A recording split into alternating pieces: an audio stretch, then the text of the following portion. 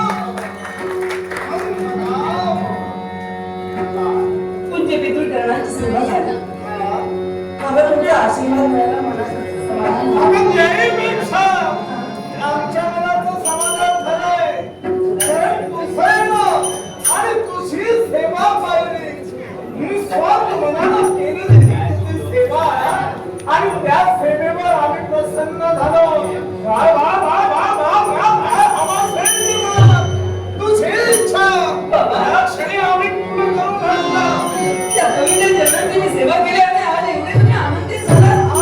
तुला काही हवं ते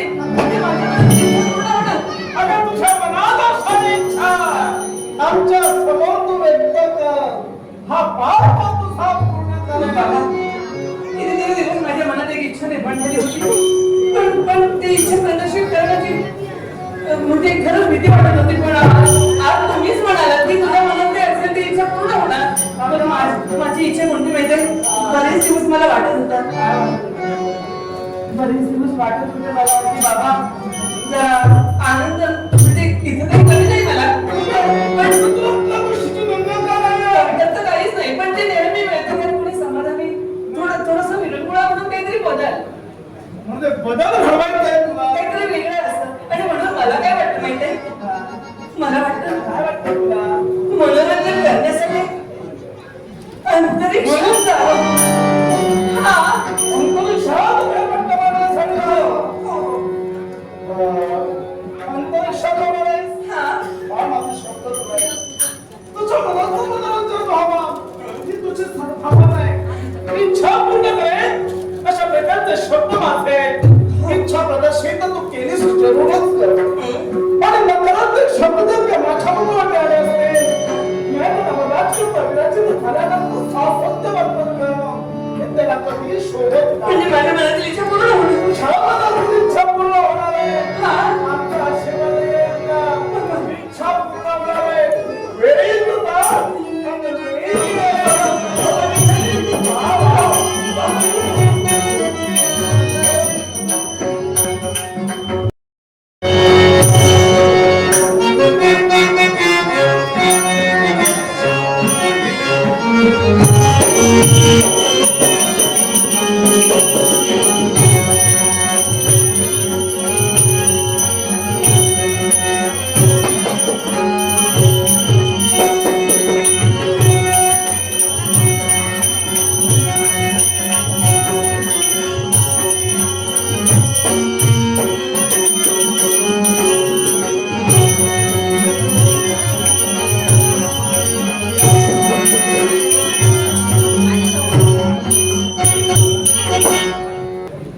कितीतरी दिवसांची इच्छा होती की एक ना एक दिवस इथे यावं. आणि मी आले. आज माझ्या मनातील इच्छा पूर्ण झाली. तर अंतरिक्षाबद्दल मला बरंच काही फक्त ऐकून माहिती होती. पण आज प्रत्येक बापरे काय पाहते मी हे ढग एवढ्या जवळ असते ढग. बापरे एकसारखं ढगांच्या गणगणात तलाव आणि लख असं विजांचा कडकडाट ढगांचा कडकडाट आणि भयंकर मनात थोडस वाटलं तसं. पण तरी सुद्धा सुंदर. कारण एवढे जवळून हे मी पहिल्यांदाच पाहिलं होतं. पहिल्यांदाच पाहिलं मी की अजूनपर्यंत कधीच पाहिलं नव्हतं. फक्त ऐकून माहिती होतं की एवढ्या अंतरिक्षात असं काही पाहायला मिळेल. आणि हे काय मंद मंद वाढलं वारा सुद्धा आहे. गारगार वारा. हा गारगार वारा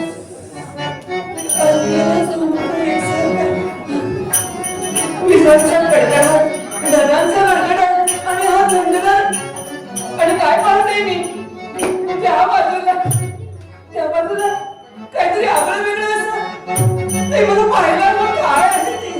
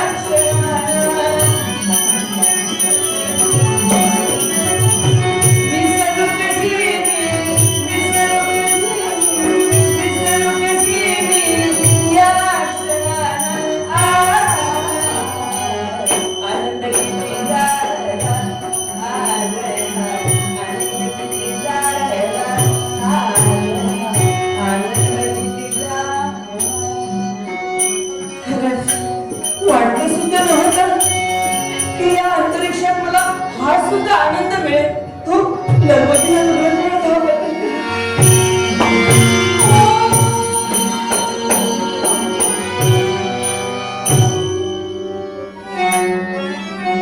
पतंगाच्या अनुरागाला धाव घेतोय, पण ज्या पतंगाला प्राप्त करण्यासाठी आम्ही धाव घेतोय, रोज पतंग एका स्त्रीच्या हाती स्थिरावलाय.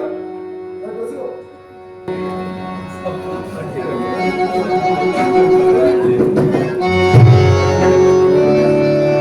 नमस्कार.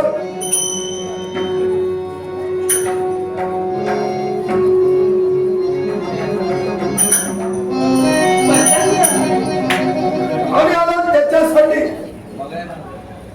पतंग हा पतंग हो, तुम्हाला पतंग आम्हाला हवा नाही, तो आमचाच आहे. तुमचाच आहे, आमच्या हाती येतो. बरोबर आहे. हाती तुमच्या, पण पतंग आमचा आहे. तुमचा पतंग काय झालं? हा तुमचा पतंग आहे. आमचा जर म्हणलं त्या पतंगाच्या अनुरोधानं एकसारखे आम्ही धावतोय. म्हणजे तुम्ही पतंग उडवत होता. आम्ही हो, असले छंद आम्हाला नाही. मग तुम्ही म्हणलात आता हा पतंग मागून धावतोय. पतंग आमचा आहे, पण पतंग उडवण्याचा छंद आम्हाला नाही. मग पतंग उडवण्याचा छंद आमची भगिनी यमी हिला. यमी पतंग उडवते, हा आणि त्या पतंग उडवण्यासाठी जो दोरा लागतो ना, हा तो अलगद सोडून आम्ही देतो. ती तिथे जागावरच असते आणि तुम्ही दोरा सोडून देत असता. काही पतंगाला उडविणारा असतो ना, हा त्याला दोरा सोडून द्यायलाच हवा. कारण दोऱ्याचा जर का गुंता झाला असेल तर पतंग उडवायला व्यत्यय येतो.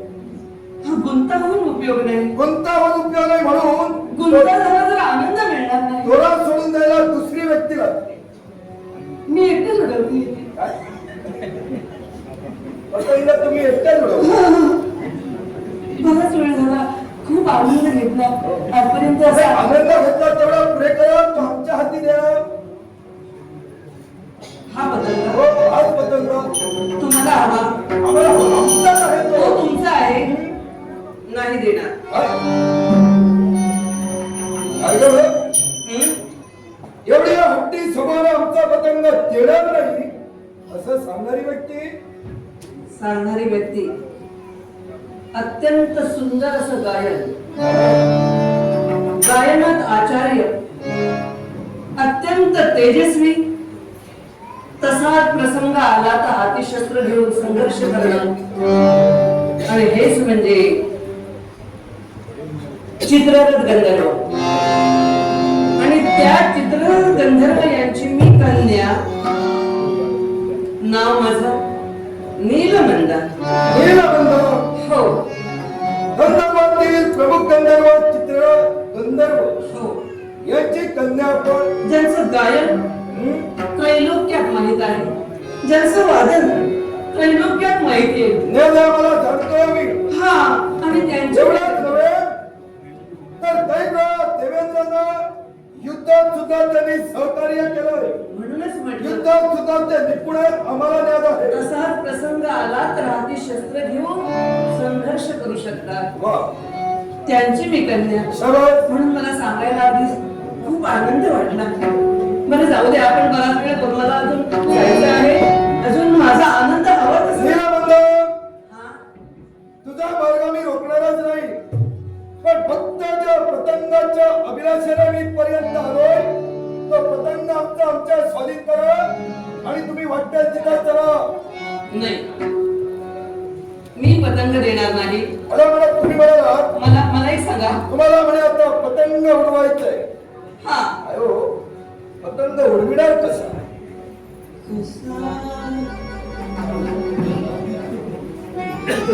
मला एक सांगा, कसं म्हणजे असं कसं असं उडवितात पतंग. असं असं उडवितात पतंग. एकदम फिरत होते, गोलगोल फिरत होते आणि उडवत होते. नीलबंध, पतंग गोलगोल फिरून उडवायचा नसतो, तर एका जागी स्थिर राहून तो धाग्याच्या आधाराला उडवायचा असतो. एवढं अगदी तत्वज्ञान सांगणारे, व्यवस्थित माहिती सांगणारे आपण कोण? सूर्यपुत्र शनिदेव.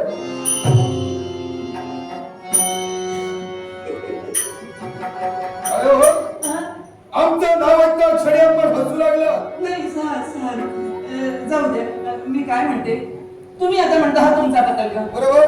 मी म्हणते हा माझा पतंग, माझ्या हाती आहे या. तुमचा जर पतंग तर तुमच्याजवळ काय पुरावा याचा?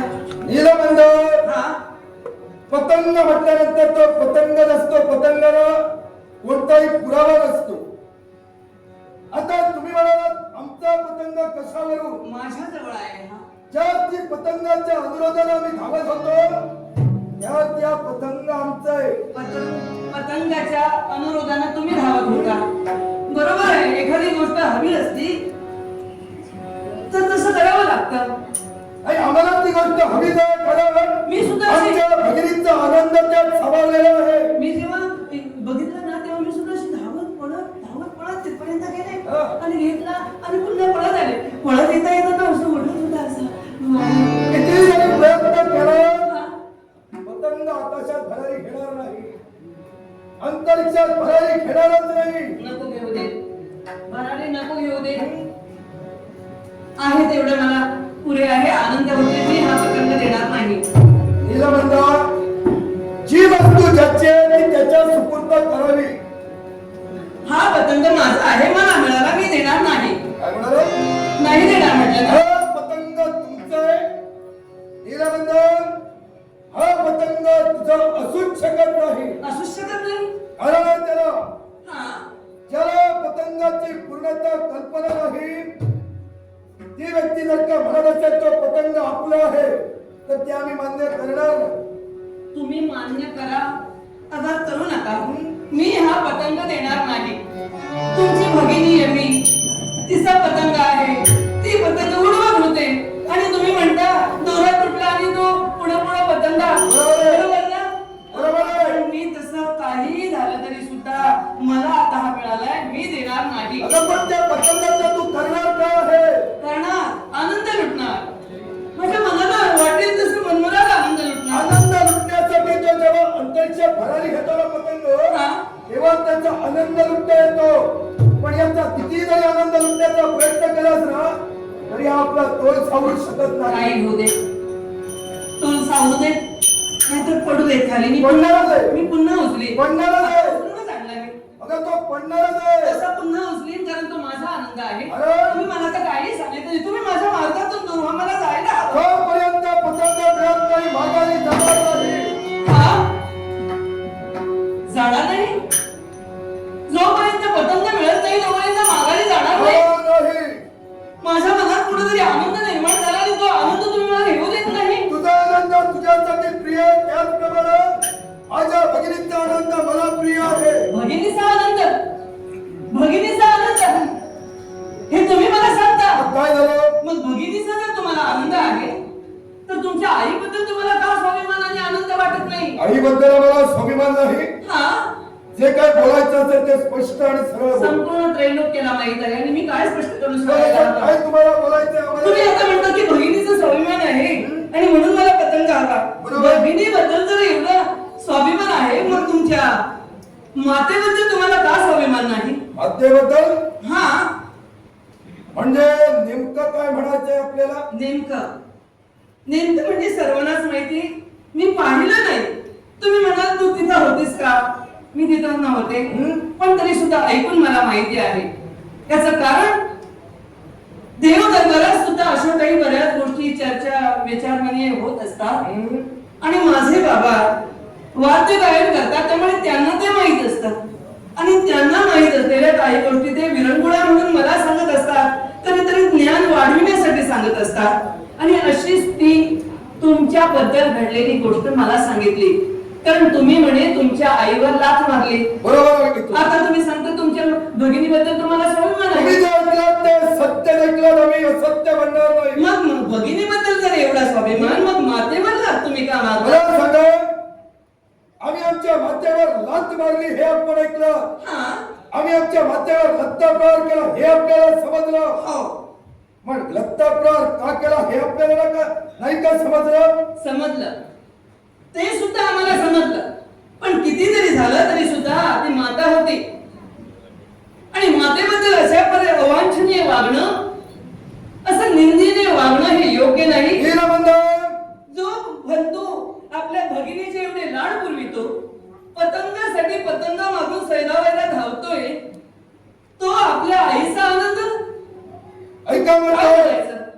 आम्ही बाल्यावस्थेत होतो, आम्हाला भूक लागली होती.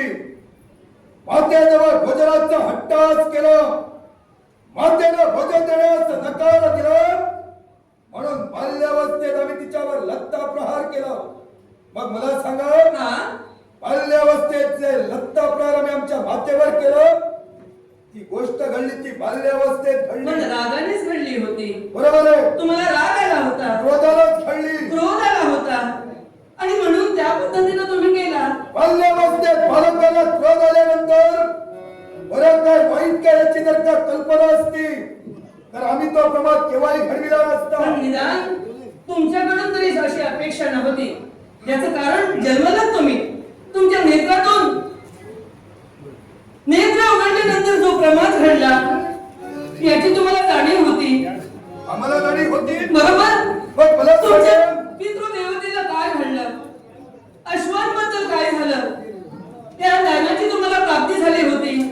तुम्ही बाल्यावस्थेत होता, नेत्र उघडलात, पण नेत्र उघडल्यानंतर जे घडलं ते तुम्हाला कळलं होतं. ज्यावेळी आमचा जन्म झाला, कुतूहलाने आमची पितृदेवता मला पाहण्यासाठी आली. हा आमचं नीलवर्ण पाहता क्षणी याच पित्याच्या मुखातून शब्द बाहेर पडले.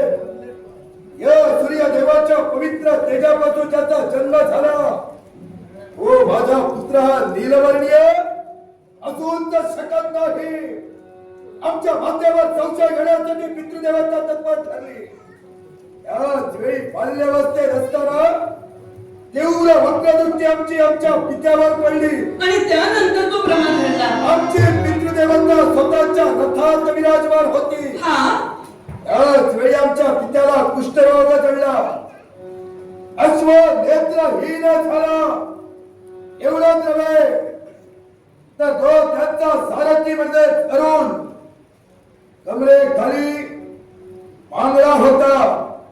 त्यांचे दोन्ही हस्त हे सुद्धा पांगळे झाले.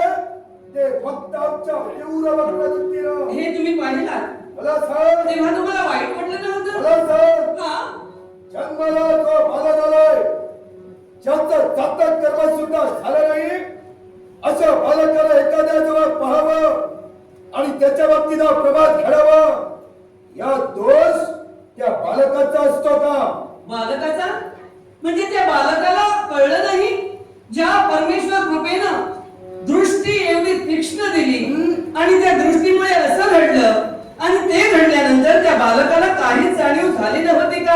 आमच्यावर परमेश्वराची कृपा होती असं आपणच म्हणालात. हा मग ज्या परमेश्वराने आमच्यावर कृपा केली आणि एवढी तीव्र दृष्टी आम्हाला दिली, मी म्हणेन ही सारी किमया होती ती त्या परमेश्वराची होती. हा कारण जन्माला आलेल्या बालकाला कोणत्याही गोष्टीचं ज्ञान नसतं.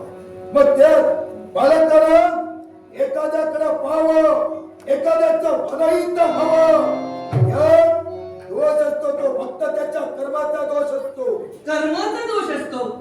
पण मी तुम्हाला तेच विचारलं की जेव्हा हे सगळं घडलं तेव्हा तुम्हाला वाईट वाटलंच नाही. तुम्हाला ज्यावेळी बाल्यावस्थेत असताना बरं काय वाईट काय हे त्याला कळत नव्हतं, त्याला वाईट काय आणि चांगलं काय वाटणार. म्हणजे एवढी परमेश्वरानं तुम्हाला जी दृष्टी दिली त्या दृष्टीमुळे एवढं त्यांना भोगावं लागलं आणि त्याची यत्किंचित जाणीव तुम्हाला नव्हती असं तुम्हाला म्हणायचं होतं. हे नीलबंधन, हा ज्यावेळी या साऱ्यावर तरुणोपाय शोधला गेला आणि तो तरुणोपाय कोणता असेल तर या बालकाच्या मस्तकावर तिळाच्या तेलाचा अभिषेक करा.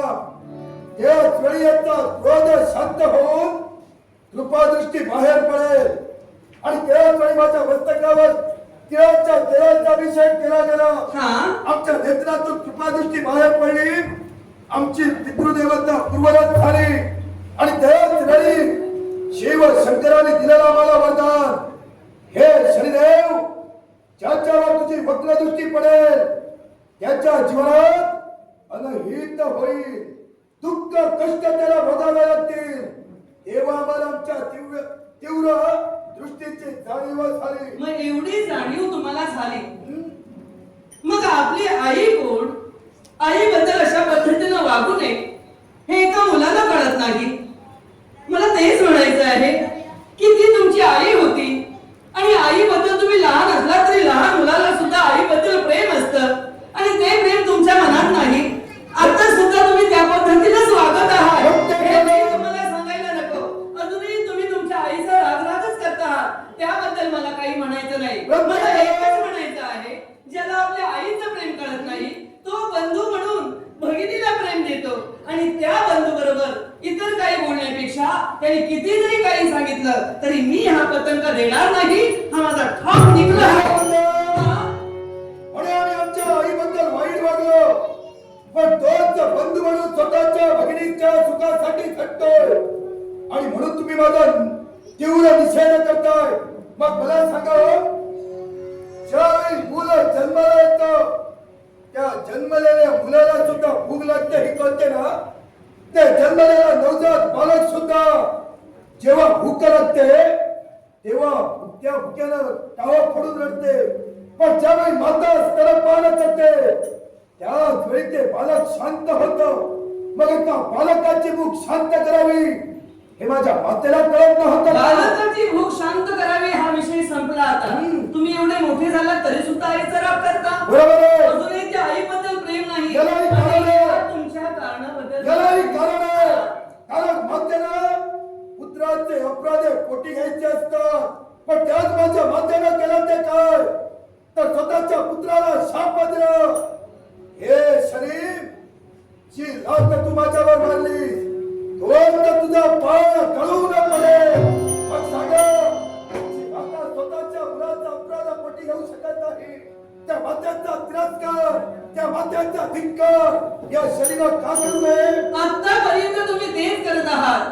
पितृदेवतेने सुद्धा तुम्हाला समजुतीच्या शब्दाने सांगितलं, कारण पितृदेवता म्हणजे आपलं सर्वस्व आहे. असं असताना त्यांचं सुद्धा तुम्ही ऐकत नाही आणि जो आपल्या पितृदेवतेचा ऐकत नाही, जो आपल्या पितृदेवतेचं सुद्धा ऐकत नाही. आता मातेबद्दल मी काही नाही बोलणार, पण पितृदेवतेने सुद्धा तुम्हाला सांगितलं आणि तरी सुद्धा मातेबद्दल राग गेलेला नाही आणि तरी सुद्धा भगिनीवर मात्र तेवढं प्रेम आहे. असा जो तुमच्यासारखा कोणी बंधू आहे त्यांना मी हा पतंग देणार नाही. हा माझा निग्रह आहे. मी लुटणार, आनंद लुटणार, आनंद लुटणार. काही वाटेल ते झालं तरी मी हा पतंग देणार नाही. कारण हा पतंग माझ्या हाती आहे, तो मी माझाच समजणार.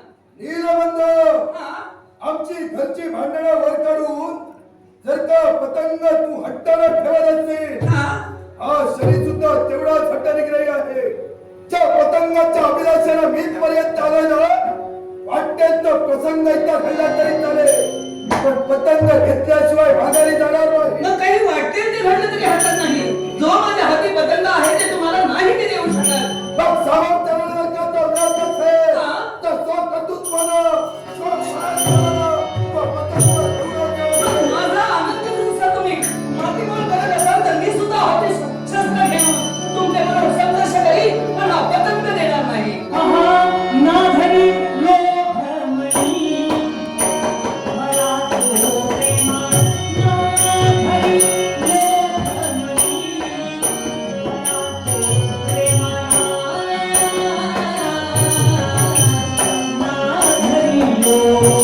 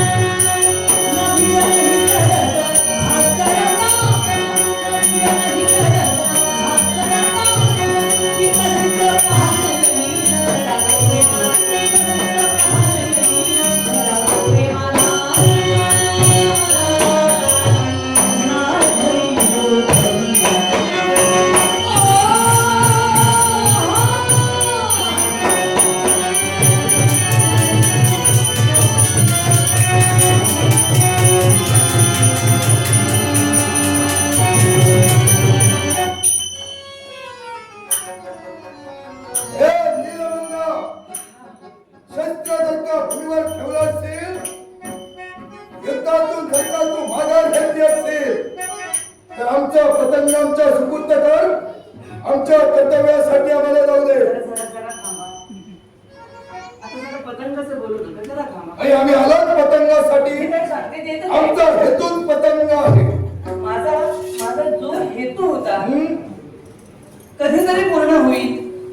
सगळे हेतू आजच पूर्ण होत आहेत माझ्या. शाबास. पतंग आजच मिळाला. गावाने अंतरिक्षात जा म्हणून आजच सांगितलं.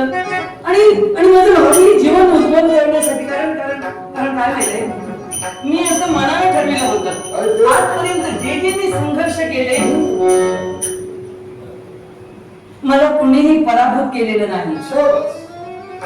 जेव्हा जेव्हा मी संघर्षाला उभे राहिले,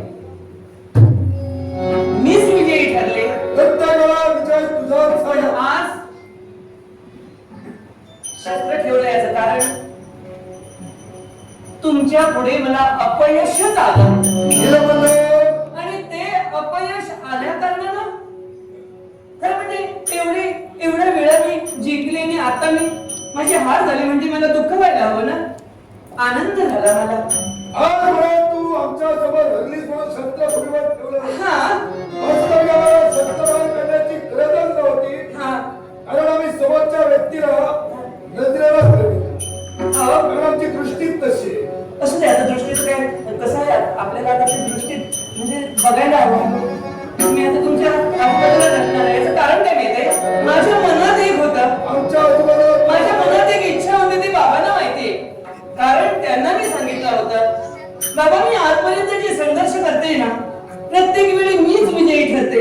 पुरुष असो समोर स्त्री असो, मीच विजयी ठरते. पण एखादा पुरुष जेव्हा मला पराभूत करेल, तो माझा भावी पती असेल. मला तुमच्या बरोबर खरं थांबा. श्वास श्वास नको. आमचा ध्यास आम्हाला ते पटवून दे. आता तुम्हीच माझे श्वास आहात. आणि म्हणून श्वास गुणारे, ध्यास तुला, ध्यास तुला. आमचा ध्यास तो. तेवढ्यात बदल नाही, आम्ही ज्या कामासाठी आलो आम्हाला त्याचा ध्यास लागला आहे.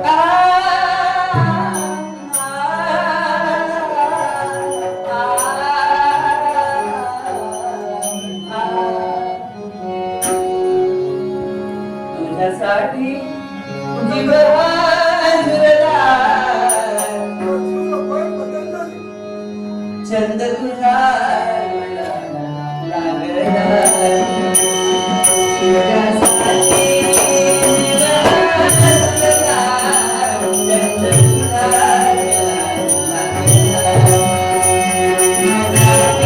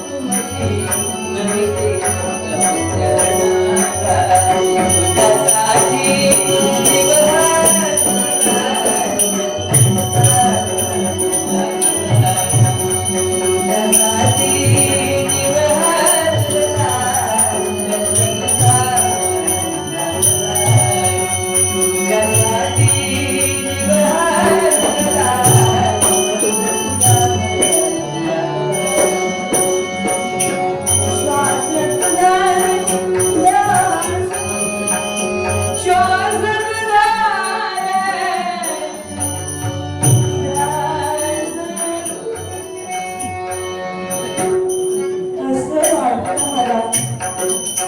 आणि म्हणून माझ्या मनातील इच्छा जर पूर्ण करायला हवी तर मला तुमच्याशी विवाह व्हायला हवा. नीलबंध. हा? तुझ्या प्रेमाचा धिक्कार आम्ही करणार नाही. कारण तुझे प्रेम केलं ते पवित्र आम्ही नाही म्हणणार नाही. हा? पण संप्रतच्या परिस्थितीत तरी मी तुझ्याशी लग्न करू शकत नाही. नाही म्हणजे कारण मी माझ्या पितृदेवतेला आव्हान दिलंय. या ग्रहमंडळात स्वतःच अस्तित्व निर्माण करेन, स्वतःच एक स्थान निर्माण करेन. आणि देहाचं स्वतःच स्थान निर्माण करण्यासाठी 12 वर्षाचा काळ शंकरांच्या भक्तीत तदात्म राहायचंय. तू जर का 12 वर्ष माझी मागे प्रतीक्षा करत असशील तर 12 वर्षांनी लग्नाचा विचार करेल. 12 वर्षानंतर 12 वर्ष तुम्ही भक्ती करणार आहात आणि त्यानंतर विचार करेल. मनात जी इच्छित आहे ती पूर्ण झाल्यानंतर लग्न करणार. लग्न करणं असं विचार करेल. ते पुढचं बोलायचं आहे. म्हणजे लग्न करणार हा तुम्ही विचार करणार. बरोबर. चालेल, आपण दोघांनी मिळून 12 वर्षानंतर विचार करू. मग 12 वर्षानंतर तू माझी पण मागे तोपर्यंत तुम्ही आता माझेच आहात आणि म्हणून चुकून काही बोलले असेल तर क्षमस्व. मी आता तुमच्या बरोबरच राहणार आहे. पण नीलबंध, हा. 12 वर्ष आम्हाला स्त्री स्पर्श वर्ज आहे. आम्हाला स्त्रीचा स्पर्श होता उपयोगाचा नाही. नाही, 12 वर्ष तुम्ही भक्ती करणार आहात बरोबर. आणि मी तुम्हाला स्पर्श नाही रे, तुम्हाला स्पर्श करण्यासाठी किंवा अशा हेतून मी हे प्रेम नाही केलं. मग आमच्या 12 वर्षापर्यंत मी एकच करेन. तुम्ही जेव्हा भक्ती करत असाल तेव्हा पूजनासाठी जी सिद्धता हवी, जी पुष्प हवी, अजून काही जर पूजनासाठी सिद्धता करायची असली तर त्यासाठी एक सेवेकरी म्हणून 12 वर्षापर्यंत, नंतर सेवेकरी हा कर घालून म्हणजे तुमच्या मनाला वाढेल. वाटलं तर हा वाढलं तर मी तुमच्या बरोबर विवाह. मग नीलबंध, हा? 12 वर्षांच्या सहवासात आम्हाला स्पर्श करण्याशिवाय हा? तू जर का आमची सेवा करत असेल हा? आम्हाला ते मान्य आहे. हा. पण तर तुम्ही महत्वाचं कार्य हा पतंग द्यायचा आहे तो यमीला, तो यमीला देऊया पतंग आणि पतंग देऊया भक्तीला. नको नको, तिला 12 वर्ष नको ठेवूया. ठेवूया.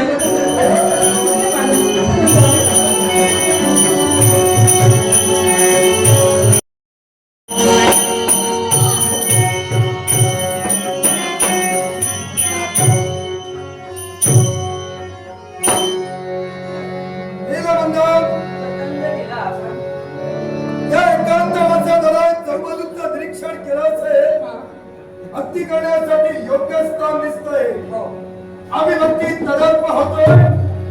आता याच्या पुढे जागृती आहे ती 12 वर्षांनी आणि याच्यासाठी या एकांत वासात शिव शंकरांच्या भक्ती करणार. तोपर्यंत आहे मी.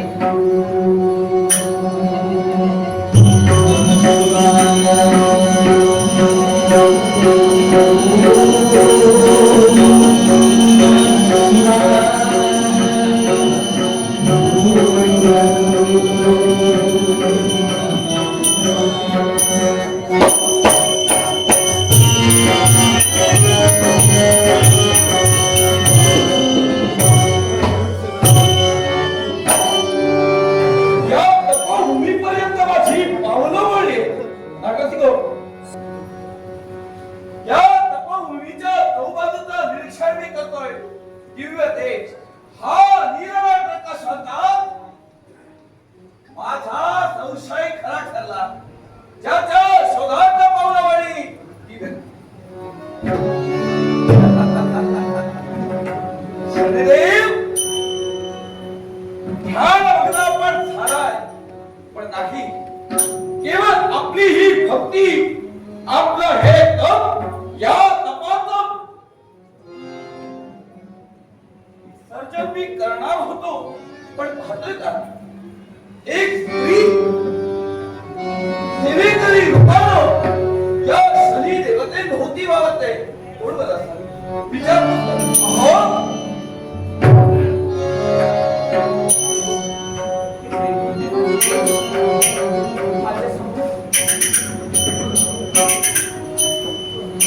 मंगळ ग्रह आपल्या नेत्रासमोर उभे आहे.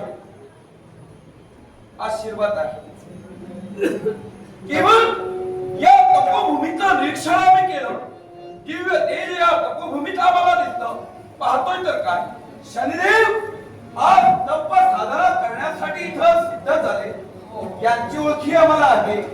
पण यांच्या समोर या तपोभूमीत आपण सेवेकरी रूपानं वावरत आहात. नाव काय आपलं? नीलबंधा, चित्रलेख गंधर्व यांची कन्या. चित्रा गंधर्वाची कन्या. नाव माझं नीलमंदा. हा. मी इथं जरी सेवेकरी असले तरी काही कालावधीनंतर त्यांच्याबरोबर शुभमंगल सावधान करायचा आहे. म्हणजे शनिदेवतेबरोबर आपल्याला लग्न करायचंय आणि आपण इथं राहता. मला सांगा, या शनिदेवते समवेत आम्हाला काही संवाद साधायचा होता. संवाद काल जे आमचा निष्ठा आहे आणि म्हणून शनिदेवतेपर्यंत आम्ही येते झालो.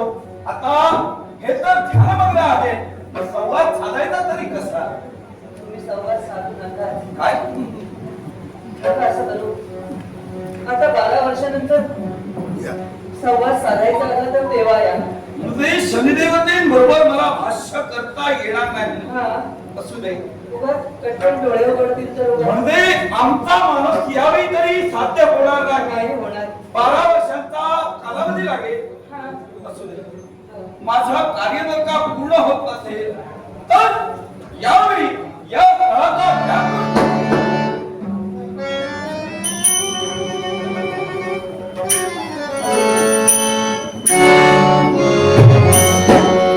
नीलमंदा.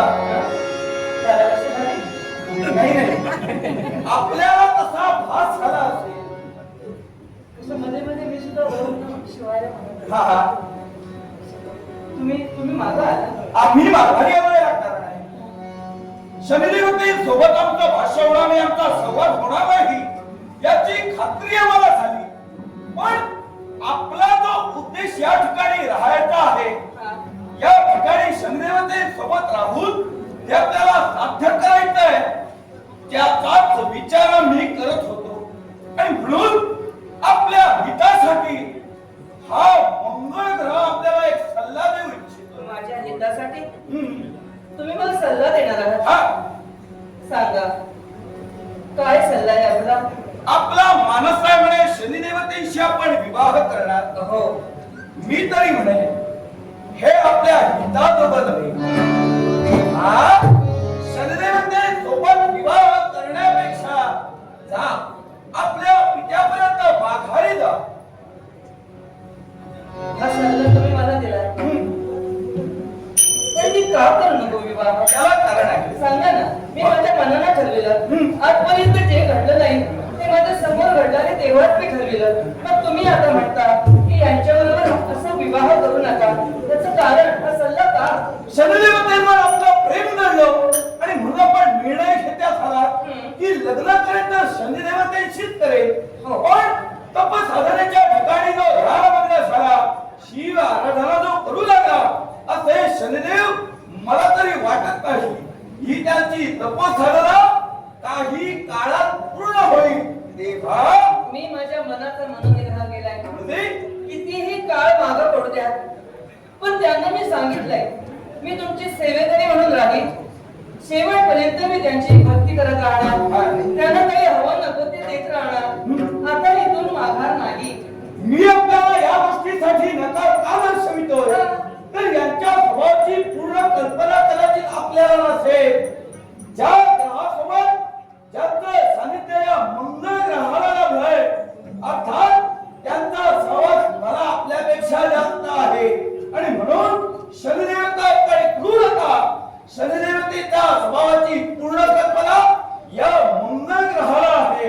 देवते यांचा पूर्व इतिहास पाहिला असेल तर यांच्या सानिध्यात देव बाबाने त्यांच्या जीवनात त्यांना सौख्य केव्हाही प्राप्त झालं नाही. आणि म्हणून सुखाची प्राप्ती आपल्या जीवनात आपल्याला करून घ्यायची असेल तर यांचा संग सोडा आणि गंधर्व लोकात माघारी जा. त्यांचा सहवास मला नसेल, पण त्यांच्याबद्दल ऐकून बरंच काही मला माहितीये. आणि हे सगळं मला माहित असताना सुद्धा मी त्यांच्याशीच विवाह करणार हा माझा मनोनिग्रह आहे. तेव्हा कृपा करा, तुम्ही मंगळदेवता आहात, असला हा सल्ला तुम्ही मला देऊ नका. तुम्ही जाऊ शकता. हे आपण बोलत नाही, हे आपलं अबोध मन बोलतंय. मला तरी वाटतंय एक ज्येष्ठ म्हणून या विश्वाचा अनुभव आम्हाला जास्त आहे. या विश्वाच्या ठिकाणी प्रत्येक मानवाच्या प्रत्येक जीवाच्या जीविताचा निर्णय घेण्याचा आणि त्याला स्वतःच्या बोटांवर खेळविण्याचं कर्तव्य आज हे सारे ग्रह करतायत. आणि म्हणून आपल्याला भविष्याबद्दल आम्ही केवळ जागरूक करतो आहोत. यांच्याशी विवाह केला केव्हा ही सौख्याची प्राप्ती होणार आहे. तुम्ही मला जागरूक करण्याची काहीही गरज नाही. म्हणजे आतापर्यंत मी शांत चित्तानं इथं उभे होते, तुमचा मान राखत होते, कारण तुम्ही म्हणजे कोणी सर्वसामान्य नव्हे हे आम्हाला कळत आहे. आणि म्हणूनच आतापर्यंत झालं ते मागं पडलं. जे घडलं ते तसंच राहू द्या. तुम्ही जो मला काही सल्ला दिलात मला त्याच्याशी काही देणं घेणं नाही. मी तुम्हाला निक्षून सांगते, चालते होय तुला आता? ज्या मंगळाचा अपमान करता आहात पण देवी लक्षात घ्या. आता मी आपल्याला माझा खरा मानस प्रकट तुम्ही करतो. माझ्याबद्दल एवढी सहानुभूतीने तुम्ही मला सांगता. आजपर्यंत मला इथं असं काही प्रेमामध्ये ओढण्यासाठी आला नाही. आणि आज तुम्ही मला त्यांचा अनुभव सांगता. त्यांचा अनुभव मलाच नव्हे, आम्हासाठी काही करत नाही. काही लोक त्याला जीवन तुला माहिती आहे ते कसे आहेत ते. आणि एवढं असून तर मी मान्य केलं असेल तर तुमच्या सल्ल्याची काय गरज आहे? विश्वाच्या ठिकाणी भारताच्या वैवाहिक सुखावर परिणाम करणारा हा मुंगल हा अंधारक आहे. केवळ एखाद्या फक्त लिखाव्या प्रमाणात लाल गुंड होणारा, माणसाच्या जीवनावर कोप स्वतःचा बसवणारा हा मुंगल मी आपल्याला सूचित करत होतो. समाप्तराच्या शब्दाला आपल्याला मी कथन करत सल्ला होतो. अशा प्रकारे कुणी कोणाला देत नसतो. सल्ला हा प्रेमाने दिला जातो. आणि समोरचा जर आपला सल्ला ऐकत नसेल तर त्याला क्षणभरही उभं राहू नये. हा तुमचा अपमान नाही का? विश्वास सल्ला दिला, मी एक शब्द सुद्धा तुमचा ऐकला नाही. आणि असं असताना तुम्ही पुन्हा तिथंच उभे, याला काहीच वाटत नाही. याला कारण आहे ग्रह आपली दिशा केव्हाही बदलत तुम्ही नसतात. काय म्हणायचंय? सामान्याला वाटत असेल की आपल्या बोलण्यानं ग्रह आपला मार्ग बदलतील, पण मंगळ ग्रहानं जो मार्ग आरंभिलाय तो यांच्या तपोभंगासाठी. म्हणजे तुम्ही मला सल्ला दिला तो आपल्या स्वार्थासाठी दिला. याला कारण आहे तुम्ही तुमच्या स्वार्थासाठी मला इथं सल्ला द्यायला आलात. आता तुम्ही म्हणत होता की याचा अनुभव तुम्हाला नाही, तेव्हा याच्यावरून विवाह करू नका हा सल्ला आहे. हा सल्ला नव्हे, तुमचा स्वार्थ होता. हा माझा स्वार्थ नव्हे, हा परमार्थ आहे. धर्मो रक्षती रक्षितः. विश्वाच्या ठिकाणी धर्माचं जर पालन केलं असेल तो धर्म आपलं आपल्या जीवनाचं कल्याण करतो, आपलं रक्षण करतो. आज शरीराची भक्ती करता आहे याच्या मागच्या उद्देशाची कल्पना आपल्याला असेल की नसेल हे आम्हाला ज्ञात नाही. आणि म्हणून जेव्हा आपण सांप्रत त्याची भक्ती योग्य ठरवित आहात, ज्याचं तप ज्याच्याबद्दलच्या भावना आपण सांप्रत योग्य ठरवित आहात, त्याचा उद्देश मी आपल्याला कथन करतोय का? त्यांचा उद्देश काही असू दे, मला आता ऐकण्याची इच्छा सुद्धा नाही. तुम्ही म्हणता की त्यांची भक्ती हा अधर्म आहे का? आणि तो जरी असला तरी सुद्धा 12 वर्षानंतर त्यांना जे काही प्राप्त होईल त्यानंतर माझ्या मनाने मी ठरवी. तुमच्या सल्ल्याची तुमच्या सहानुभूतीची मला गरज नाही. विश्वाच्या ठिकाणी भक्ती निस्वार्थ आणि निष्काम असावी. ज्या ठीक ग्रह मंडळाच्या ठिकाणी सर्वश्रेष्ठ स्थान प्राप्त करण्याची जिज्ञासा याला झाली, अर्थात ही भक्ती हेतुपुरस्कार आहे असं माझं म्हणणं आहे. आणि म्हणून यांचा तपोभंग व्हावा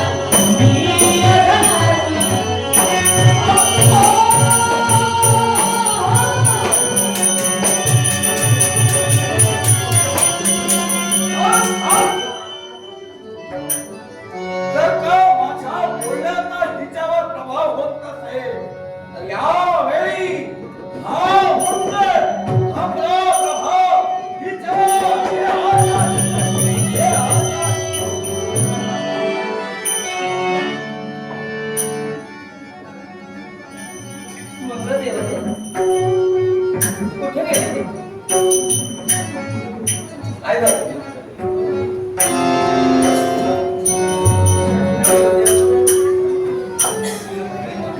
चुकलं हो. काय करत होते मी बोलण्यातली आक्रमकता झाली. एवढा महान ग्रह हा? मला सांगायला आला मला सल्ला दिला मी कल्याणच करण्यासाठी येतो. पण ते कल्याण मला कळलं नाही आणि म्हणून हा? मी भांडत राहिले तुमच्या बरोबर संघर्ष करत राहिले भांडण करण्याची गरजच नाही. हे चुकलं माझं चुकलं माझं तेव्हा मी आता ठरविलं काय केली? मला माझ्या कर्तव्याची जाणीव होते मी तुमचं तेव्हाच ऐकायला होतं पण जाऊ द्या आता आता ते तुमच्या बरोबर आहे आणि काय आहे माहितीये 12 वर्षानंतर 12 वर्ष मी इथे राहणार त्याला काही हवं नको लागतेच तरच करा फार काही तुम्हा आणि 12 वर्षानंतर तरी नाही नाही नाही कसं नाही यांच्यात मन गुंतलं माझं नाही नाही विचार करू नका. आपल्याला आपल्या चुकीची जाणीव झाली. पंचावन्न झाले अजून वेळ गेलेली नाही तेव्हा विद्याच्या रूढीला निर्णयात बदल करा. यांचा संत थोडा आयुष्याचं कल्याण करा. अगदी बरोबर 12 वर्ष राहायचं 12 वर्षाचं तरी काय खरं आहे 12 म्हणता 24 पण झाले मी अशी उभी कधीतरी घडणार पण न उभी राहणार असं माझं आयुष्यही तेव्हा म्हणजे आयुष्य मातीवर करण्यापेक्षा त्याचं सुवर्ण रूपांतर करा. मी सांगतो. मी निर्णय घेतला आता यांची भक्ती आणि हे इतर राहू दे तुम्ही जो सल्ला दिला आशीर्वाद माझ्यामध्ये या नक्की मी निघाले आता मी माझ्या बाबांजवळ निघाले मला यांचं लग्न नको 12 वर्ष कोण करणार 12 वर्षानंतर पुन्हा ते खरं झालं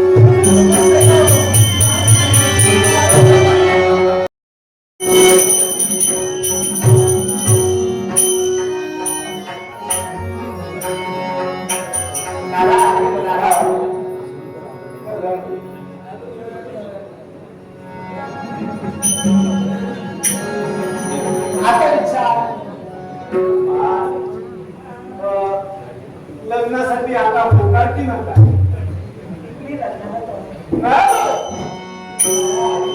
म्हणजे आता इथं